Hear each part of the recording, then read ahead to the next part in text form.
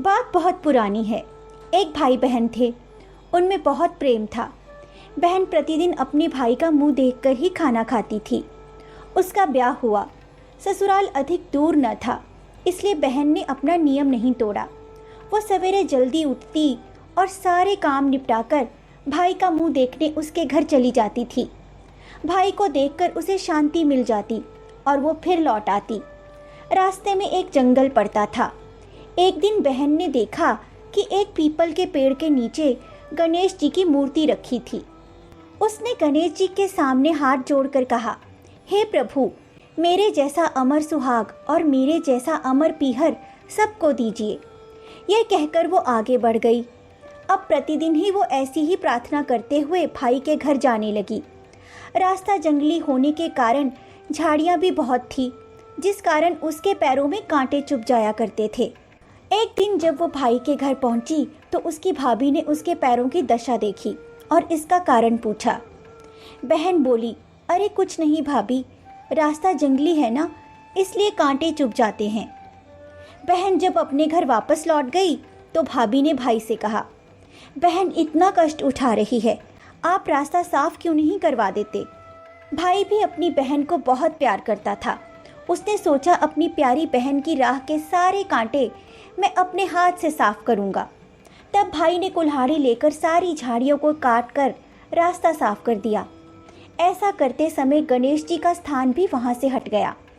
गणेश जी क्रोधित हो गए और भाई के प्राण हर लिए।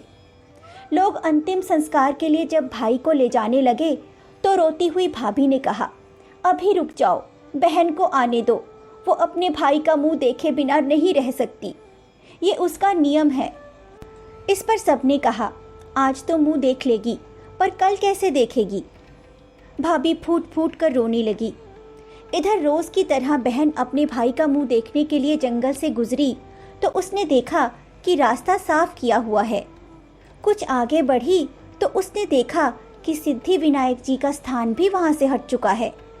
तब उसने जाने से पहले गणेश जी की प्रतिमा को एक अच्छे साफ सुथरे स्थान पर स्थापित किया और हाथ जोड़कर अपनी विनती दोहराई, हे प्रभु, मेरे जैसा अमर सुहाग और मेरे जैसा अमर पीहर सबको देना। यह कहकर वो आगे बढ़ गई। तब भगवान गणेश सोच में पड़ गए कि इसकी नहीं सुनी तो हमें कौन मानेगा, कौन हमारी पूजा करेगा।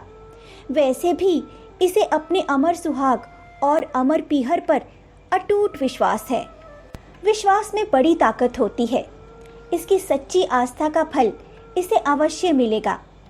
तब सिद्धि विनायक ने उसे आवाज दी, बेटी, इस खेजड़ी की 7 पत्तियां लेकर जा और उसे कच्चे दूध में घोलकर भाई के ऊपर छींटा मार देना, वो तुरंत ही उठकर बैठ जाएगा। आवाज सुनकर बहन ने इधर उधर देखा पर कोई दिखाई न दिया। फिर उसने सोचा ये अवश्य ही प्रभु का संदेश होगा। उसने जैसा सुना वैसा ही किया। पत्तियां ली और भाई के घर जा पहुंची।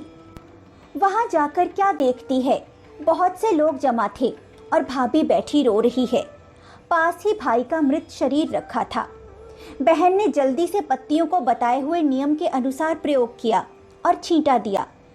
उसका भाई ऐसे उठकर बैठ गया जैसे कि नींद से जागा हो। बहन को देखकर बोला, ना जाने आज मुझे इतनी गहरी नींद आ गई थी कि आसपास का कुछ ध्यान ही ना रहा। बहन बोली, ना भैया, ऐसी नींद किसी दुश्मन को भी ना आए। उसने फिर सारी बात अपने भाई और भाभी को बताई, जिसे सुनकर सब आनंदित हो उठे और बोले, सिद्धि विनायक महाराज की जय।